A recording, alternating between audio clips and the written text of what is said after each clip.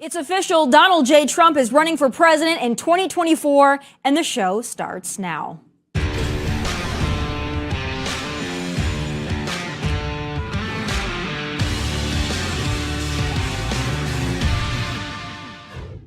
Last night from Mar-a-Lago, our 45th president announced he is running for a third time. And I'll be honest, when I saw him walk on that stage, I got chills.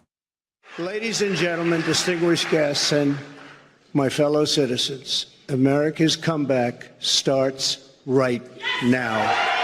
In order to make America great and glorious again, I am tonight announcing my candidacy for President of the United States. This will not be my campaign. This will be our campaign all together. Instead of putting America last, as the Biden administration has done very, very openly and bravely, because I can't imagine saying, let's put America last. I think it takes courage. We will again put America first. Paper ballots, same-day voting, voter ID, so simple. And we want all votes counted by election night. And our country was on track for an amazing future because I made big promises to the American people, and unlike other presidents, I kept my promises. I kept them. His accomplishments in 4 short years are undeniable. In many ways, Trump handed Joe the keys to the kingdom he built, and what did Joe do with it? He messed it up. Every inch, every corner, every area Joe and Democrats touched, sniffed, and smelled turned to crap. Donald Trump reminded us of that last night, though he really didn't have to. But his announcement speech wasn't just about knocking Joe. It was about the return of policy Trump, America First Trump, let's get it done Trump. Point by point and policy by policy, Trump gave us a vision of what America was and could be, and he sold it. I don't have a doubt in my mind Trump would be a great president again, no doubt at all. The only question that lies ahead is, can he unite Americans? Hell, can he even unite Republicans? Can he overcome the media, big tech, rhinos, January 6th, and all the cards stacked against him? Well, he's done it before. Against all odds in 2015 and 2016, he defeated 16 Republicans, all politicians, all well qualified, and most with big money behind them. If we learned anything in the last 6 years, is that you should never count out Donald J. Trump. So the redemption tour starts now.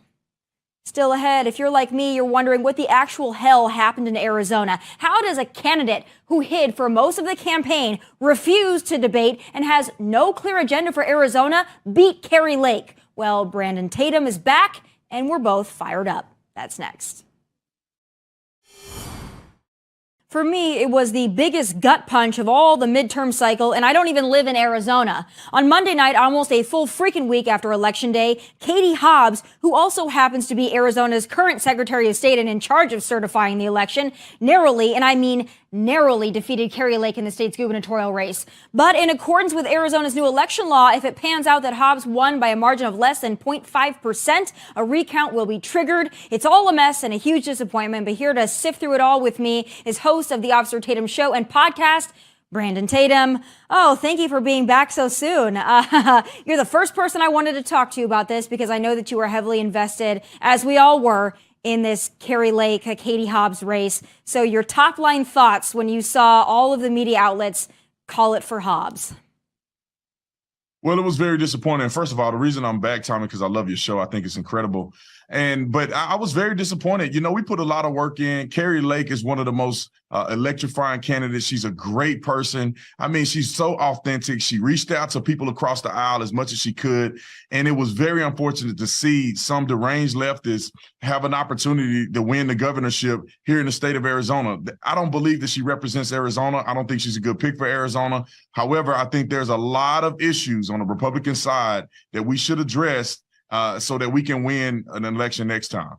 So there's kind of 2 parts of this story. One of them is, did we do a bad job in Arizona, as we did kind of throughout the midterms with campaigning, with messaging, with all of that kind of thing. And then the other half of this is the margin of error here and all the issues that Arizona experienced with its election process. We know it took almost a full week. We don't know if Hobbs won by larger than the margin of error that would need to trigger a recount. We know that Kari Lake has still not conceded the election. So there's two things at play, but I want to go back to Kari Lake and conceding the election. Do you think she's going to do that, or do you think there's going to be some legal action? What have you heard?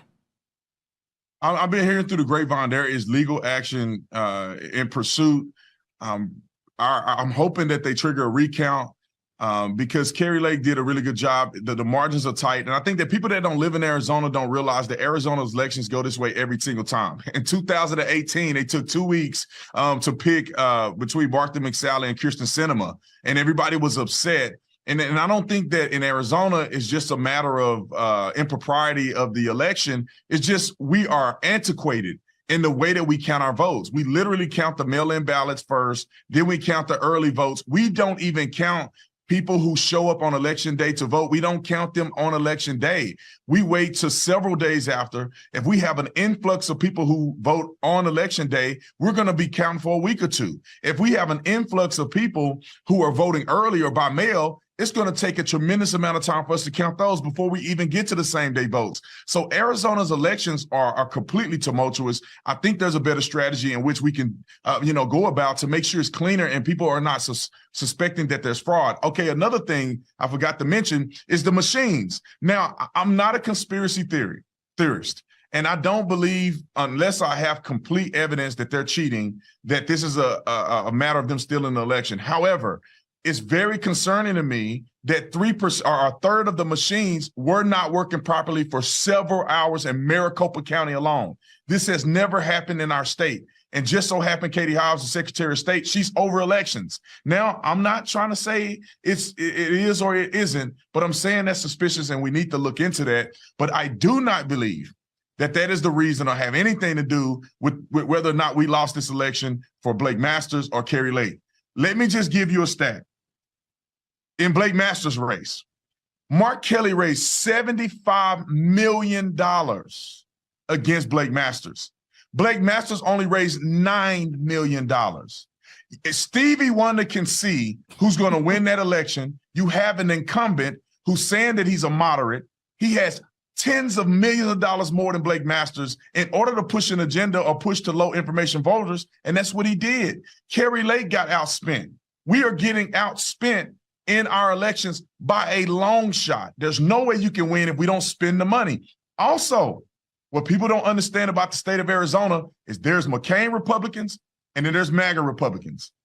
In the midterms, in the primary election, we had Karen Taylor Robeson, the Republican Party, and she was able to raise $19 million in the midterm election, or I'm saying the primary election, against Kari Lake. She narrowly lost against Kari Lake. We have a huge divide in the Republican Party in the state of Arizona. Now, the question is, and Kari Lake may or may not have lost this race. If she has, she only lost by a small amount, maybe like 10,000 votes. How many Karen Taylor Robeson Republicans who hate Trump, hate MAGA Republicans, refuse to give a vote to Kari Lake? If it was only 10,000, 15,000, 20,000 out of the 380,000 that voted for Karen Taylor Robeson, that's the election right there. Well, see, we're going to get into a little bit of this when we talk about Donald Trump, because it's going to be, I think, the same thing headed into 2024. But this is what I don't get about the Republican Party. I understand wanting your candidate. I understand that there's a divide. Guess what? There's a divide on the Democrat side, too. You've got the squad, the far left radicals, and then the slightly less radical types like the Schumers and the Pelosi's. But they've got a divide, too. However, they always come together. They always support their party. They always support who's ever up for election. They come together.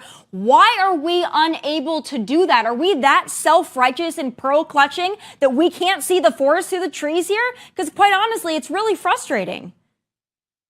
Yeah, I mean, we're independent people. We're not sheep, so it's very difficult for us to come together and put our differences aside. I'm telling you right now, in the state of Arizona, our current governor, Doug Ducey, who won by 300,000 votes, he refused to support Kari Lake when she became the nominee. Karen Taylor Robeson, who had half of the votes, she refused to endorse and support Kari Lake. And I believe it's because their hatred and disdain for Donald Trump. That's pretty much where it stems from. Donald Trump and the rhetoric, the MAGA Republicans, they hate them so much, they're willing to allow a Democrat to win in the gubernatorial race than let a Republican win, or at least vote for the Republican, and even if they have to hold their nose to do it. See, but this is what's frustrating to me, though, is that I think that you should still, I get us being independent. I get us being free thinkers. We love that. We should debate. We should have robust debates with other Republicans. I've always been about that. I'm for that. However, when you're up against a Democrat that you know is going to do nothing for the state, you could at least vote for the Republican and then have those conversations, have a come to Jesus moment with these McCain-type Republicans, the establishment types, and then the MAGA types, the Carrie Lakes. There should have been a discussion there. Hey, you know what? We got you elected. Now we want to come to the table and we want to make sure that you're running this thing a little bit more establishment than maybe you wanted to. That's what the Democrats do every time. But we are unable to do that, which is why I want to get into Donald Trump now. I'm sure you watched his announcement last night. I have to admit to you, although you and I last week discussed this, I was a little conflicted of whether I wanted him to announce before, especially before Georgia. But I will be honest, when I saw him walk on that stage, it made me excited. What was your feeling when you first saw him come out on that stage and then overall of his entire speech? Yeah, when he came out on the stage, Tommy, I think the way we felt in 2016 initially, when we first came out, I was excited. He was talking about American values. We're going to win our country back. All the things that he said in 2016 without the division, without attacking people, without blaming elections or anything like that. He took responsibility. He touted the successes and the accomplishments in the midterms. And I almost jumped through the TV. I said, this is what Trump needs to do if he's going to have any chance of getting anywhere in 2024. And I don't think that he still have reached that point where I'm 100% confident he'll win in 2024. But I do think that he helped himself a lot. I think he riled up the base. I think he got everybody excited, especially in the first probably 10, 15 minutes of his speech. Yeah, I think it went a little bit long, if I'm being completely honest. But way too long. Yeah, initially though, well, we know the man loves the camera, so he wanted to keep talking and talking. Everyone was there. I get it. I thought he should have stopped, like you said, after about 15 minutes. He outlined what he did for the country. He outlined what he will do for the country. Something that Republicans did not do in the midterm elections at large. They did not outline their plan for the country. They said everything sucks, but they didn't say this is how we're going to fix it point by point. Donald Trump did that last night, so I will give him a lot of credit for that. He also didn't take any jabs at Ron DeSantis. He didn't mention 2020. He briefly mentioned a little thing about how he wants the paper ballots and the election night counting because it's personal for him. We all know that, and I don't think there's anything wrong with saying that. But I was really proud of the message he put out. Now, the question remains, will he stick to that? Because his people are probably all telling him to stick to that, but we know Donald Trump sometimes doesn't listen to his people, for better or for worse. So I wonder, in the coming weeks, in the coming months, in the coming years, are we going to revert back to 2020 vendetta Trump? Well, I'll tell you what, we can't, because we will lose. We will lose in a landslide. I made this analogy on my show yesterday about the stock market. I said Donald Trump, before he joined the race in 2016, he was at $1 a share. When he went and he won the election, he went up to $1,000 a share. By 2020, he was at $1,200 a share. After COVID and after January 6th, he went down to $600 a share. He trashed DeSantis. He went down to $400 a share. And I was telling people, if he does well in this speech, he can go back up to $600, $700 a share, and he will be doing well. If he begins to bash people, if he begins to continue to talk bad about Mitch McConnell and divide the party, and I'm not saying it's only his fault, but this is what he has to do. If he divides the party, continue to talk bad about people, he continue to do stuff on Truth Social, his stock is going to plummet down to $200 a share, and we are not going to get a victory whatsoever. Donald Trump, and I'll say this, and I know people may not want to hear me say this. I almost think that it's impossible for him to win regardless. And this is why. Because I feel like the media has done a number on the Trump brand. You wear a MAGA hat, you are a racist, misogynist, xenophobic, homophobic person without anybody listening to what you have to say. They have deemed Donald Trump as an election denier, which we know that that's not even a word because Democrats been denying elections since Al Gore. So, but they have branded it that way. They have branded it that he's too divisive. He's too radical. And I'm afraid that that's going to be enough to sway low information voters to not support him at all.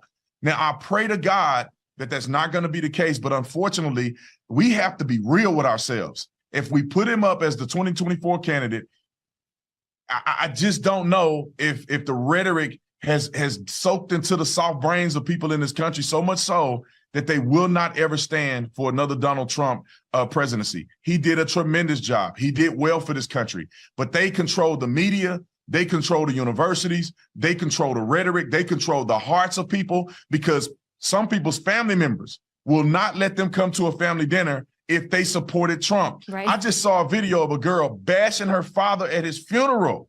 She literally called him a misogynist, racist Trump supporter. The derangement is so soaked in and ingrained in the minds of a lot of people, especially the young generation, that I'm fearful that Donald Trump may not be able to recover. And it may not be his fault.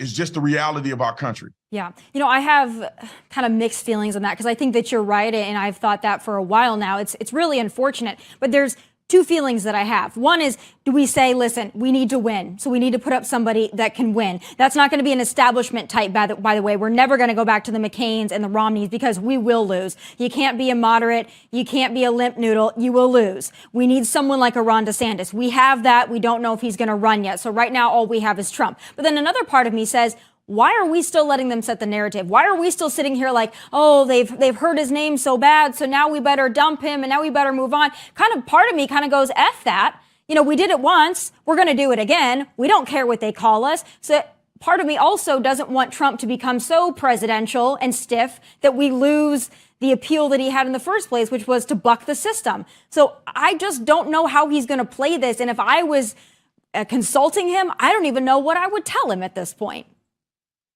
Tomi, I think that we're reading the same sheet of music. I was thinking about that last night. I was listening to his speech and I said, man, screw these people. Maybe we should double down. Maybe we should go even harder, MAGA. But, you know, at the end of the day, I have to say I'm a man of God, and I believe that we need to unite. And I know that we don't like certain people, but, you know, people rag on Mitch McConnell.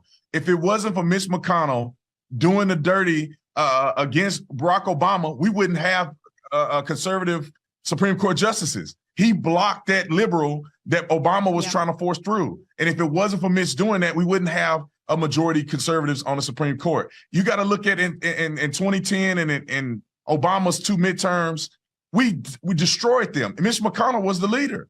We got 76 seats and 15 seats in the Senate. We dominated Democrats, and Mitch McConnell was the leader. So we have to say, what do we do to mesh and come together? Maybe MAGA have to compromise a little bit. We're never going back to the McCain Republicans. We're never going back to the soft Mitt Romney cowards. But at some point, Mitch, Trump, MAGA, a little bit of establishment, we got to try to merge at some point to say we need to put all of our money, energy, enthusiasm behind our Republican candidates. One example that's going to be clear of the direction of our country and the direction of the Republican Party. What are they going to do with Herschel Walker? Right. Mitch McConnell have tons of money. Donald Trump has tons of money. And Warnock raised $72 million and Herschel Walker only have $32 million. What are we going to do in this runoff in Georgia if we come together and we win this seat? It is indicative of a successful Republican Party, and we will destroy these Democrats. They don't have a good message like we do. They're pushing for kids to get transgender surgeries. America is sick of it, but we have to be the solution to the problem. We can't be in addition to the problem. So if we do it right, Donald Trump may still have a chance. Donald Trump and another strong candidate running as his vice president, we could actually do this thing, but we have to come together as a party, and we have to be mindful of what our message is and how it's coming across to the American people. We can't just blame election fraud, because if we keep doing that, Republicans are not going to show up to vote because they think it's stolen anyway. And we're not going to work on our messaging. We're not going to work on our funding. We're not going to do the things that we need to do on our side to make sure we're the best that we can be moving forward.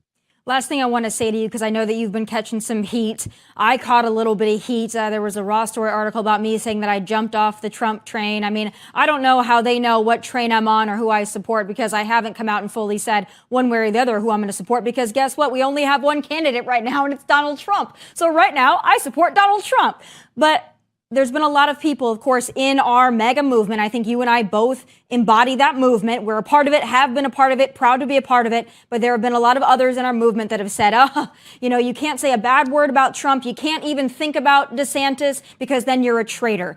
And for me, that's disheartening because you're right. We do need to come together and we can have an honest, open discussion about what it takes to win without being called a traitor. This is about the movement. This is not about Trump. This is not about DeSantis or whoever else. This is about the movement and winning. So I want to give you a second to talk to those out there that have been critical of you, saying that you've dumped Trump. What do you say to those people? Well, I first say I don't care, but second, I will say, this is for my wife, because my wife told me, you get mixed messages. And I'm saying, okay. I mean, I love Trump. The reason why I'm a Republican, the reason why I was so enthusiastic about even being involved in politics was because of Trump. Trump inspired the world to get involved, whether you loved him or not. He inspired everybody. The guy is amazing. He did an amazing job. But for me, I'm a Christian first, and I believe in God, and Jesus is the only perfect person.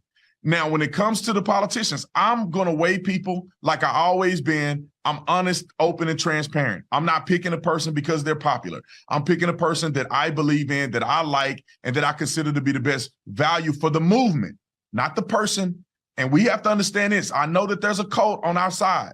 Some people, if you say that Trump should have brushed his hair, they're going to call you a traitor and a shield. But in reality, we have to understand this. I love Trump. You love Trump. We all love Trump.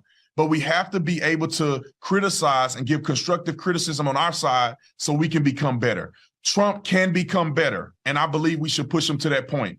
If Ron DeSantis jumps in the race, I'm going to give them to a fair evaluation because I am not worrying about personality. I'm worrying about who is going to have the best chance to win, because at the end of the day, nobody's going to be wearing a Trump shirt if we're sitting on the sideline and Democrats are running an election for the next 15 years.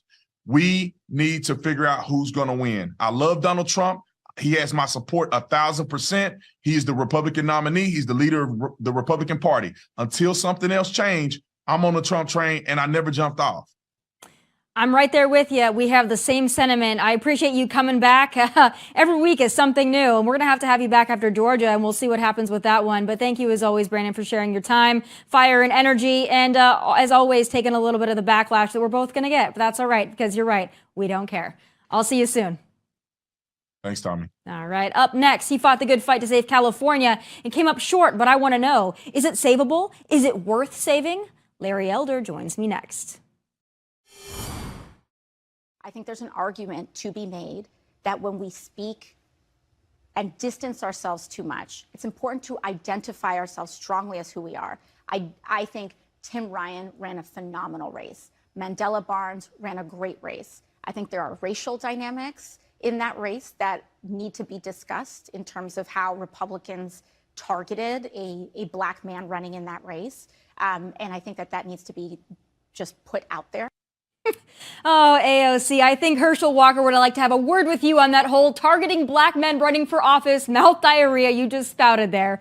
Unbelievable. Democrats make everything about race when in reality, they couldn't give two craps about race. Political affiliation is all they care about. Black conservatives are never given the same praise and in fact are attacked by the left even more brutally than they come for white conservatives. They hit below the belt because they're bottom feeders, but bottom feeders who somehow continue to win elections.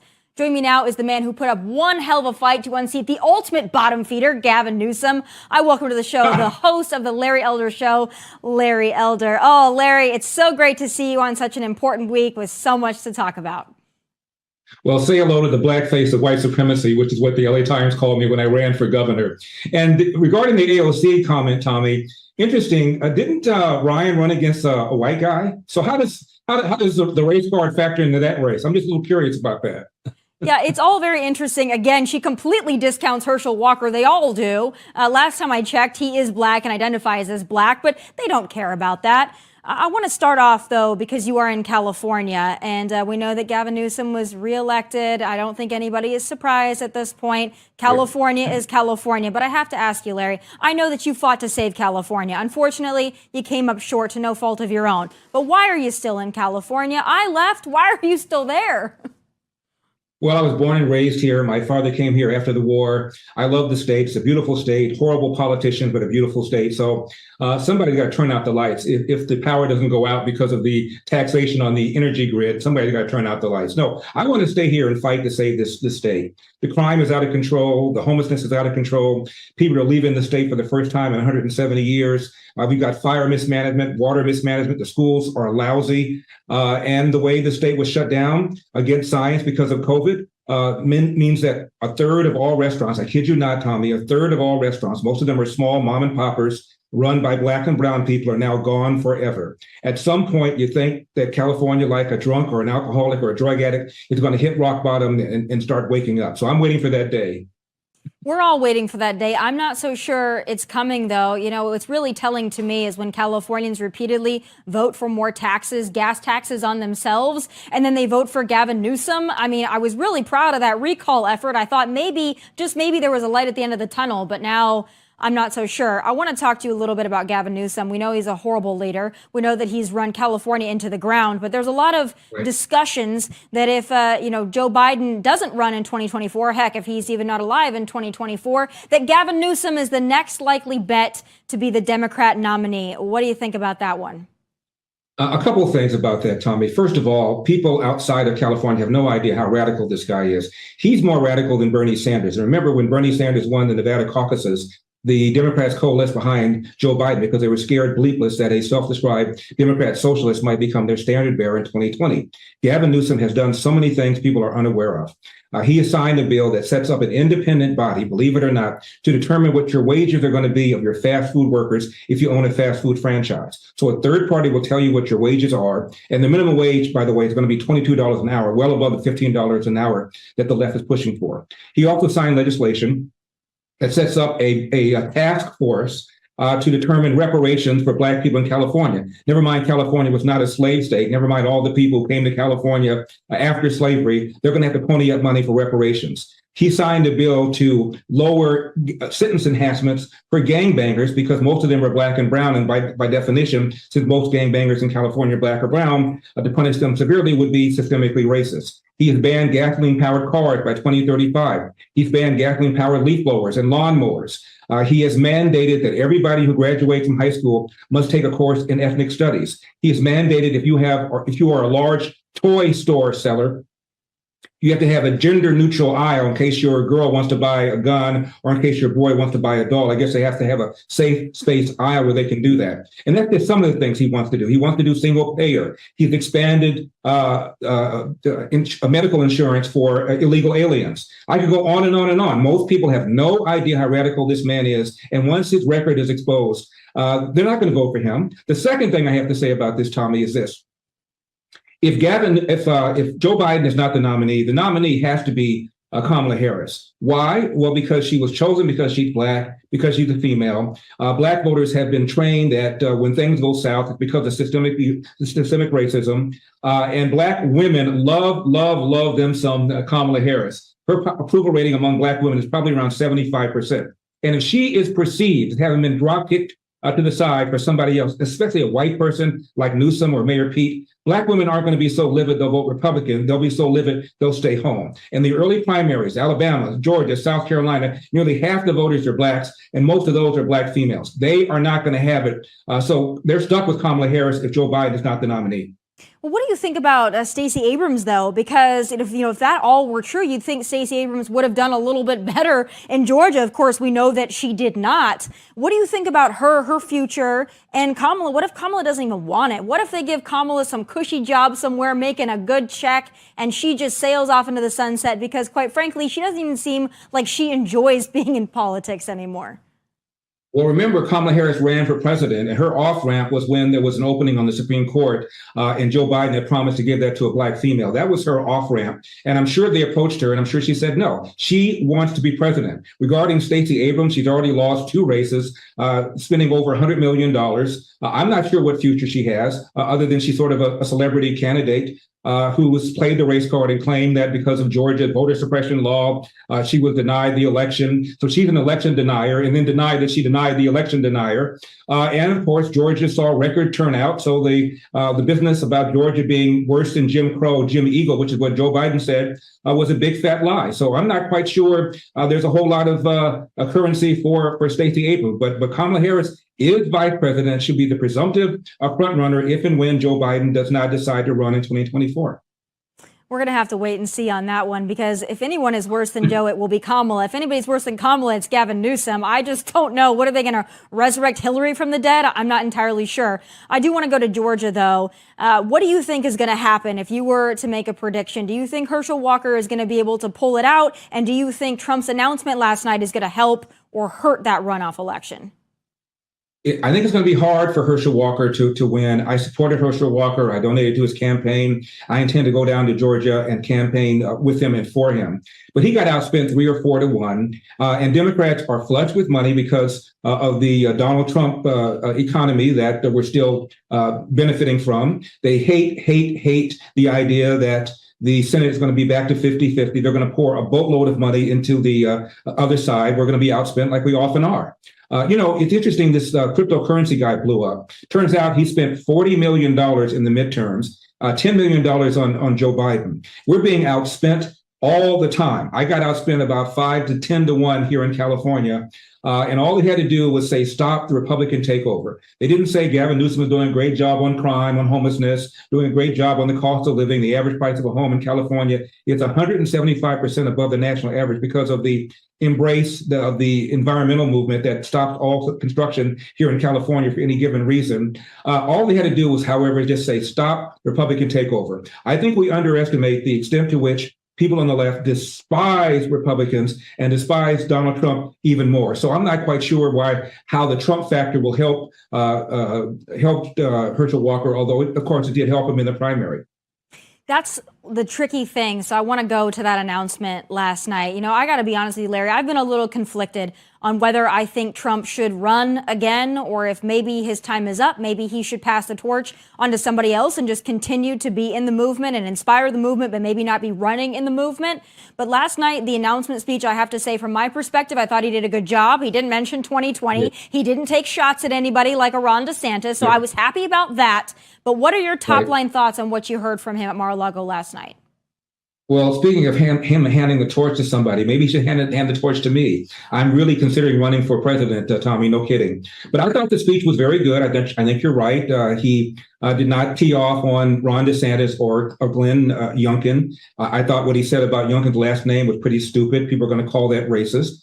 And he talked about the future and talked about his success as president. He has a wonderful record to run on. The economy was great. The borders were secured. He got 3 conservative Supreme Court justices up there. Our friends respected us. Our enemies feared us. He got a wonderful, wonderful record to run on. And I knew he was going to run. I mean, he's been running ever since he left the White House.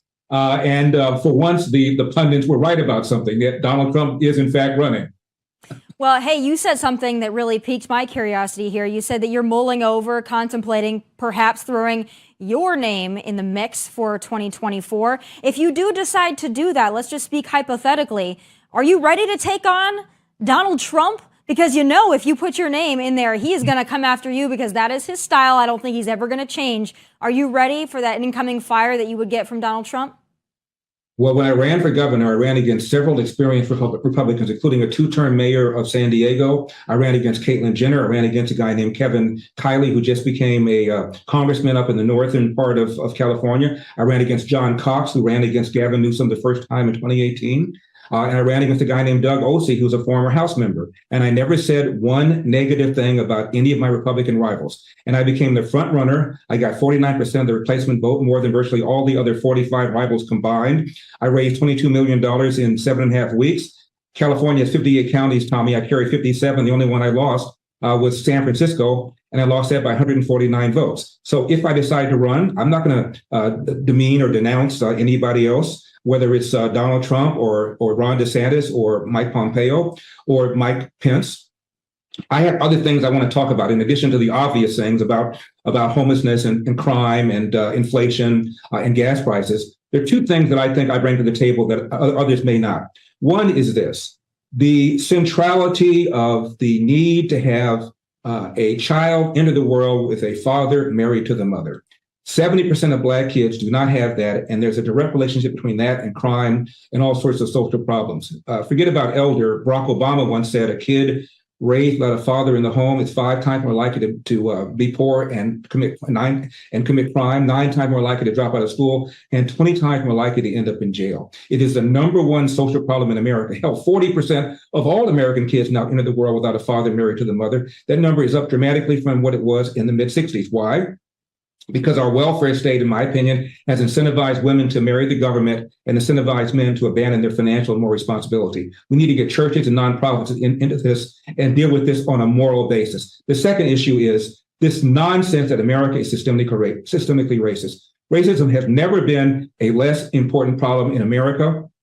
When Obama got elected with a little more than 52% of the vote, Tommy, he entered the White House with 70% approval. Why? Because so many people who didn't vote for him said, okay, I don't like the tax, the spend, the regulate, the drive towards single payer, but at least this man will put a fork in the notion that America is systemically racist. And what did he do? Every single time he had a chance to say something reconciliatory and healing, he went the wrong way. The Cambridge police acted stupidly. If I had a son, he looked like Trayvon. America has racism in its DNA. He embraced Al Sharpton. He embraced the Black Lives Matter movement to the point where while a majority of Blacks and whites believed race relations would improve when he became president, the majority felt that race relations had gotten worse. I'm going to tell the story about how America is not systemically racist. And if you work hard, if you work hard, keep your nose clean, avoid the criminal justice system, and do a handful of things like don't have a kid until you get married before you have that kid, get a job, keep a job, don't quit that job till you get another job, and avoid the criminal justice system, you will not be poor no matter what color you are. And my father is proof positive of that. Never knew his father, left home at the age of 13, Jim Crow South, Tommy, in Georgia. My dad cleaned toilets, 2 full-time jobs, ultimately started a little cafe near downtown LA. And by the time he retired at the age of 82, his net worth was just a little bit under $1 million. Lifelong Republican. He always told my brothers and me, hard work wins. You get out of life what you put into it. You can't control the outcome, Larry, but you are 100% in control of the effort. Before you moan about what somebody did to you, he would say, go to the nearest mirror, look at it and say, what could I have done to change the outcome? And finally, Tommy, he said this: no matter how good you are, how hard you work, bad things are going to happen. How you address those bad things will tell your mother and me if we raised a man. And my dad was a lifelong Republican. And he said this about Democrats. Democrats want to give you something for nothing. When you try to get something for nothing, you almost always end up getting nothing for something. So that's what I think I can bring to the table. And again, not to displace anybody, to talk about these kinds of things, which I believe our side does not talk enough about. Hey, I love your platform. I loved it when you ran in California, and I think that you do an excellent job of communicating it. And I'm also somebody that does believe whoever our nominee is going to be in 2024, every single person has to work for it. It's not just a given because you are Donald Trump or because you're Ron DeSantis or because you're Larry Elder or anybody else. It doesn't matter. The titles don't matter. Everything goes out the window, and it's about who is going to work for it the most, who's going to remember the forgotten American, and who is going to carry that torch of the America First movement. And hey, I'm glad to hear that you're considering it because we need more wonderful people. We've got a wonderful bench. The Democrats cannot say the same. But Larry, thank you so much for spending so much time with me, and good luck in California. We hope it's savable, and I'm happy that there are still wonderful conservatives like yourself fighting the good fight and trying to change it. And tell your fans to throw a little something in the tip jar. elderforamerica.com, elderforamerica.com. All right. Thank you so much, Larry. We'll hope to talk to you soon, and we're waiting for that announcement. My pleasure. Talk to you soon. All right. Thanks, Larry. Up next, now that he's officially in the race for 2024, I have some final thoughts for President Trump. Dear Donald Trump, now that you're officially a candidate for 2024, I have a lot I want to say. It's time for final thoughts.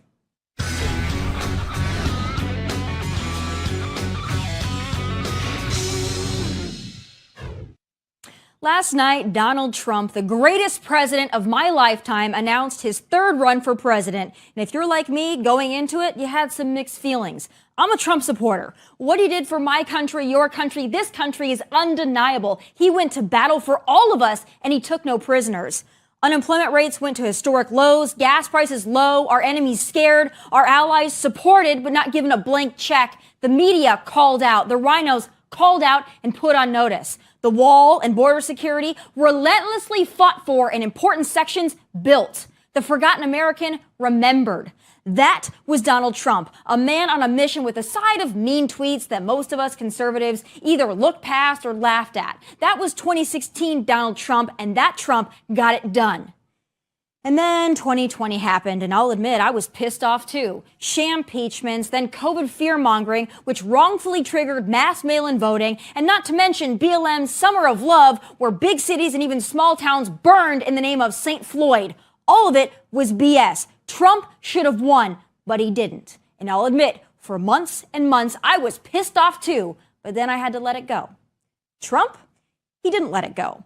He's regrettably spent much of the last 2 years with a chip on his shoulder, a vendetta, and axe to grind. When he hit the campaign trail for other Republicans, he largely made it about himself and his unfinished 2020 business. That disappointed me. It really did.